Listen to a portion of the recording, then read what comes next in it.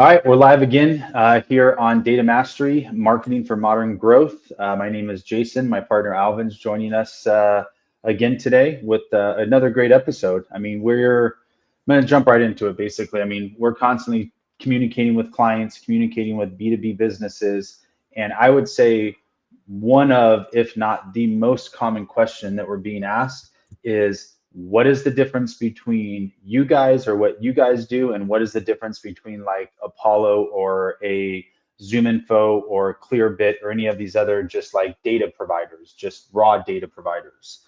And what we want to go over is, one, what the difference is, what's the opportunity cost involved between using somebody like those data providers versus somebody who adds in intent signals and interest signals, and then what's it doing for your sales team, right? Like, what's the difference between your sales team calling warm, interested buyers versus cold, raw data? So, let's just jump right in here. And, Alvin, anything jump out to you in terms of like, what's the difference between our data and ZoomInfo and Apollo? A lot of our clients, they love it because of the freshness of the data and the intent behind it. So I'll just leave it with those two for now. Yeah, to be honest with you, I didn't even think about that in terms of when you say the freshness, it's, with, and I don't want to like make this like this isn't a sales pitch. So it's whether it's us or whether it's another data provider, what you want to focus on is your data being updated and refreshed on a daily basis, or is it just like this aggregate of B2B data that's, maybe verified off a LinkedIn profile or something along those lines?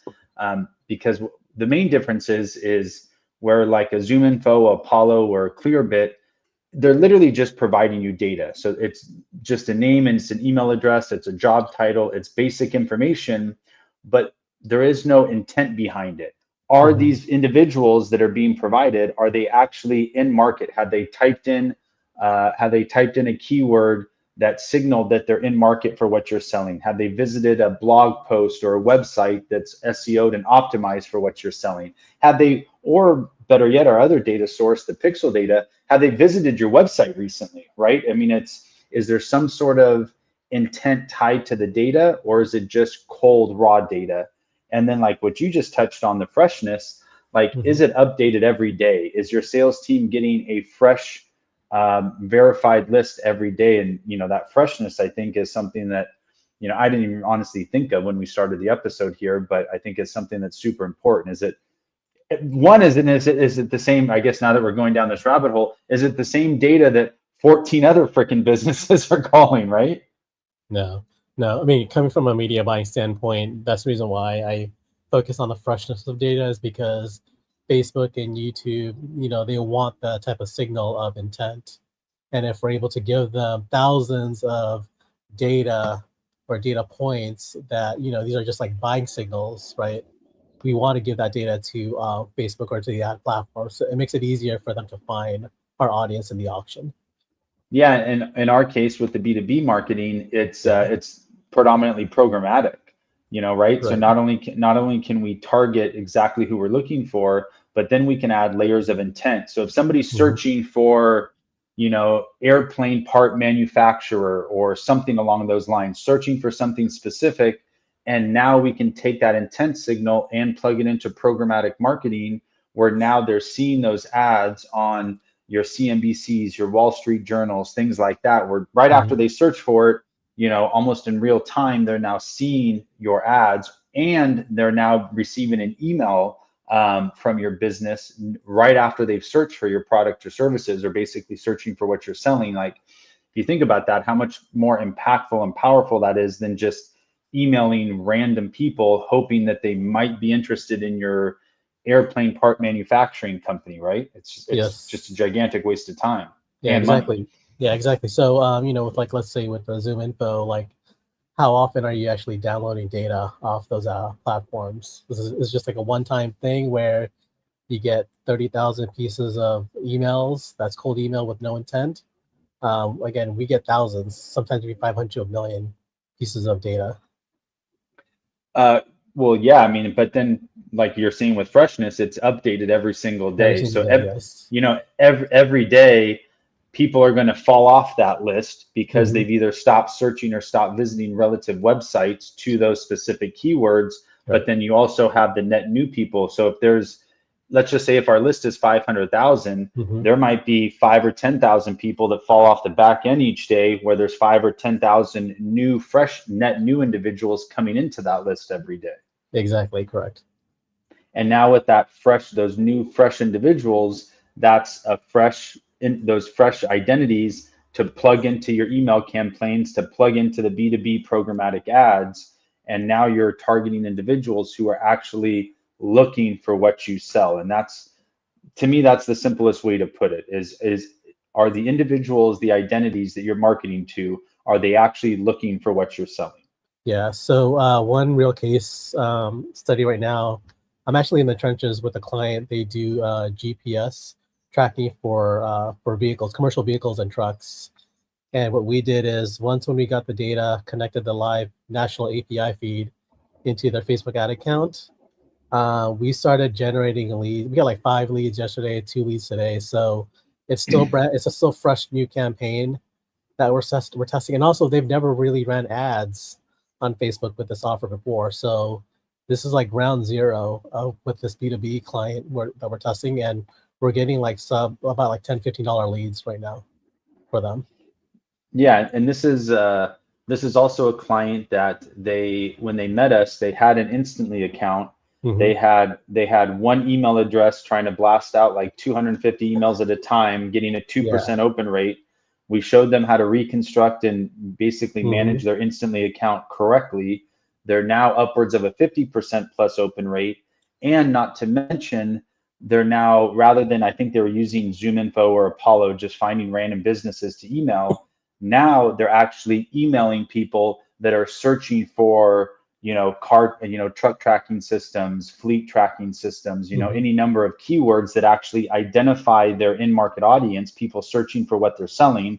So now they're emailing a warm audience, they're delivering ads to a warm audience. And now when those leads are coming in, now they're actually intent-based leads. So it's not just, trying to pull people off the curb that have no intention or even looking for your business and trying to convert them, but it's, that impact of having people that are actually searching for what you're selling, now delivering ads, now delivering emails, and what I like to say, we take that in-market audience, but then we also verify interest based off people opening emails, based off people clicking to your website, based off people. So it's like we're going like 2 layers beyond, say, like a ZoomInfo or Apollo info with the interest and verification process. Yes. Yep.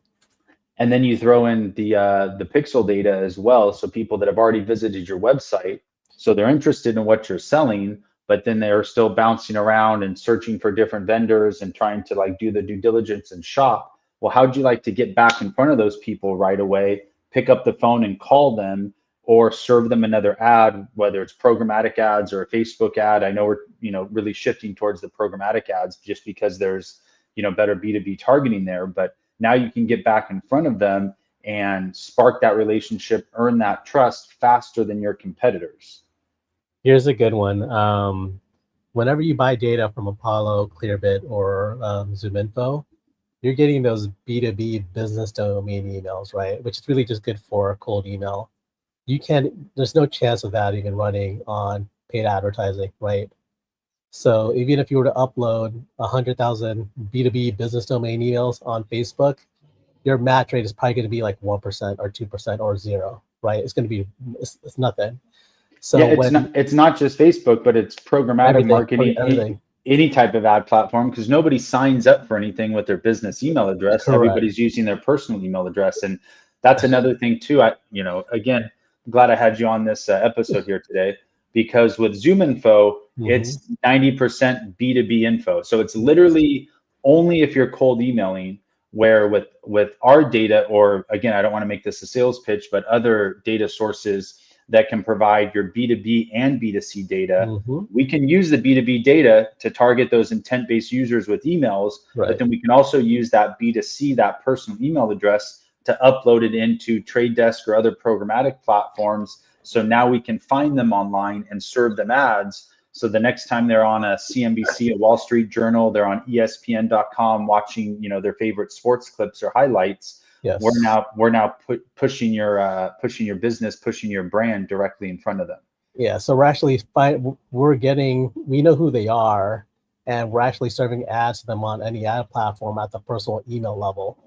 And then not only that too, is just like when we do cold email, we're actually cold emailing the personal emails as well, in addition to the business emails. And we're actually getting better open rates on the personal side than the business side from what we're seeing. Yeah, there you go. I mean, it might as well utilize all the data that you have, right? I mean, yes, because oftentimes too, with the business email address, there might be firewalls or things like that can block the email.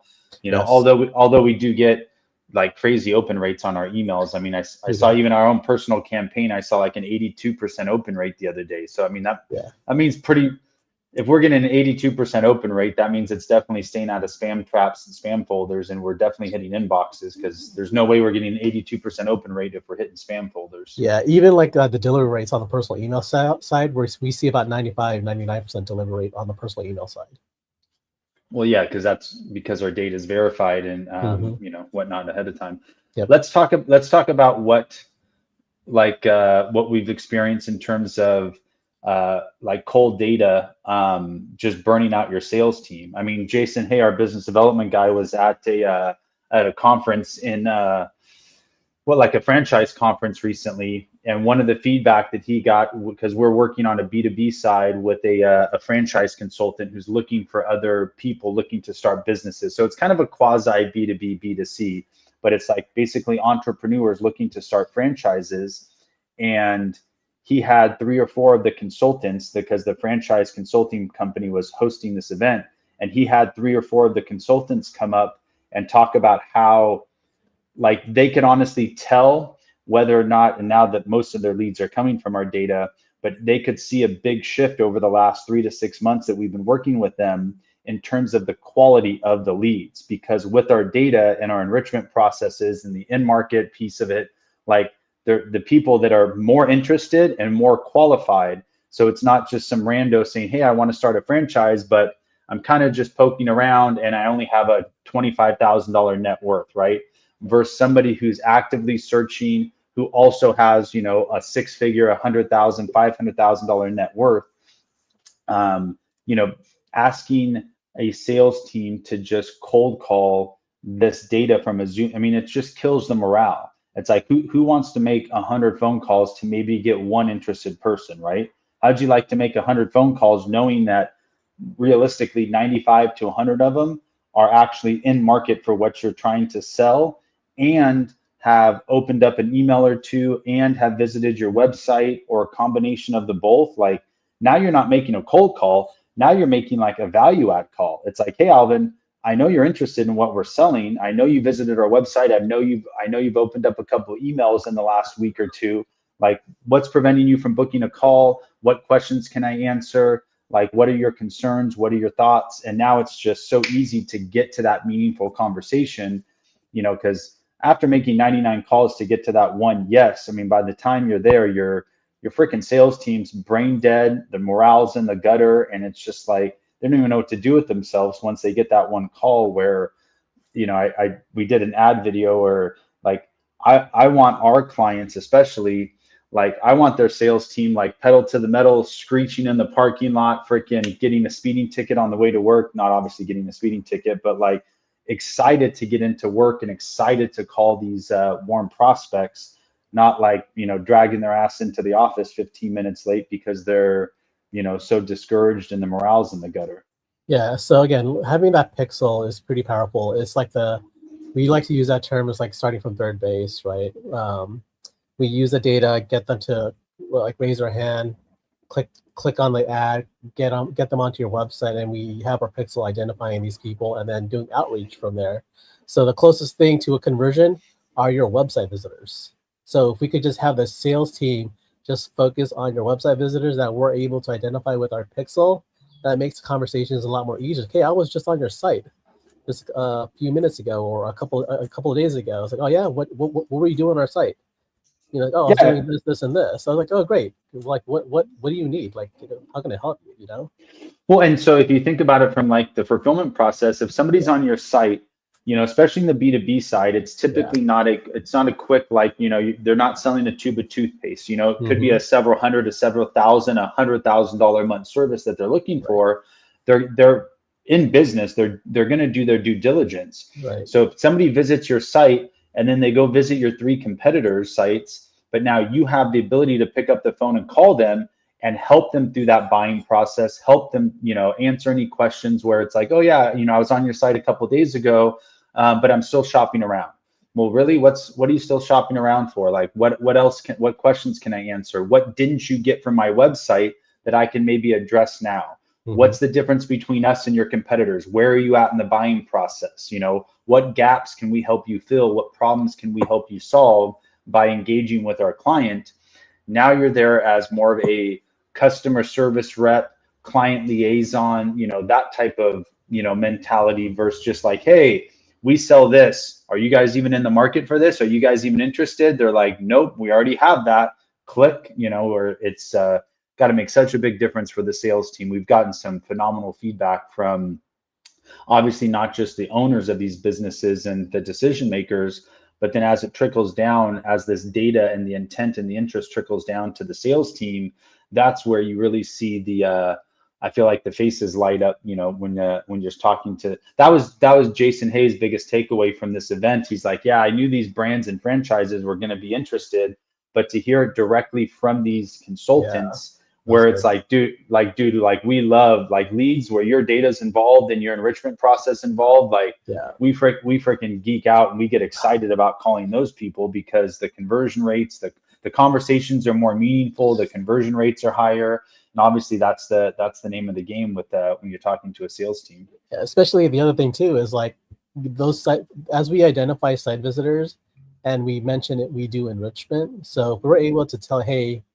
this person just hit your site, and we're able to enrich it like, hey, this is their net income and their household income. They're married, homeowner with children. Like now that's a lot more data that you'd normally get for your sales team with our data. Yeah, or more specifically on the B2B side where it's like, hey, here's the you know, here's this company or here's the business that they work for, here's their job title, here's their net revenue, you know, all of that type of stuff. So you can confirm that they're your actual ICP. And then finally, I don't want to go too much past 20 minutes trying to keep these short and impactful, but you brought it up earlier where it's like starting on third base. So the main difference, it's like, hey, this person with ZoomInfo is completely cold. You're not starting at home plate. You're starting in like the nosebleeds, you know, way up in the stands, you know, 30,000 feet away. Still buying a ticket. You're still buying a ticket at that point. Yeah, exactly.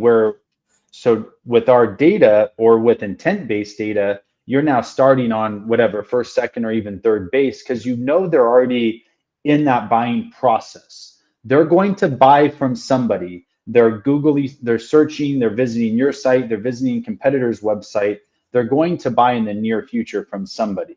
So how would you like to start on second or third base, knowing that they're already going through that buying process? And that's where we intercept them. That's where you want to intercept them in that buying process, not trying to take them from buying a ticket and all the way, you know, getting around the bases. But what if we already knew they're already running around the bases. They're already on second or third base. They've already done some due diligence. They're already in that buying process. Now let's get you in front of them, get you on the phone with them, and, you know, allow you to bring them home versus your competitors bringing them home. Yeah. One last thing for me is, again, the data that we're able to give is like, yeah, they're in market for your product or service, and we're able to get personal emails, enrichment of their demographic, but also the LinkedIn profile. So if we're able to give you back a piece of LinkedIn information, you could actually do you could do outreach that way as well, or even just look them up on LinkedIn to see, you know, where are they currently working at right now, what are they doing. So it's, again, just more data. Yeah, absolutely. Best practices with the data. I mean, if we're delivering a phone number, and another thing too is well, yes, if we're delivering a phone number and an email address and a LinkedIn URL, I mean, sure as heck hope that those SDRs or those sales teams are also picking up the phone. Oh, you didn't pick up the phone? Let me shoot you an email. Yeah. Oh, while I'm waiting for you to reply to the email, let me jump on LinkedIn and make a connection request. Yeah. So now you have 3 opportunities to connect and build trust and build rapport with them. Yep. And then shoot, I'm brain farting. What the heck was I just about to say? I completely forgot now. So much to go over. Shoot, what the heck was I just going to say? Anyways, obviously this is a live show. It's not completely scripted. Yeah.